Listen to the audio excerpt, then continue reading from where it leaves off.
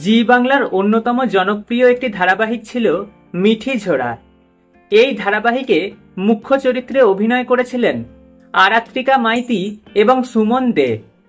তবে পার্শ্ব চরিত্রে অভিনয় করে রীতিমতো সকলের মন জয় করে নিয়েছিলেন সার্থক সেনগুপ্ত ওরফে মৈনাক ঢোল।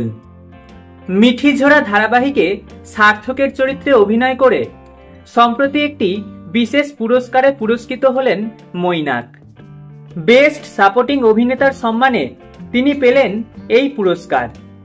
পুরস্কার পাওয়ার বেশ কিছু মুহূর্ত সোশ্যাল মিডিয়ায় পোস্ট করেন অভিনেতা। এই দিন অভিনেতাকে দেখা যায় একটি কালো রঙের পাঞ্জাবি পরে থাকতে, কাঁচা পাকা চুল, মুখে একরাশ হাসি, হাতে ট্যাটু, সঙ্গে ঘড়ি, সব মিলিয়ে মেয়েদের অন্যতম ক্রাশে পরিণত হয়েছেন তিনি।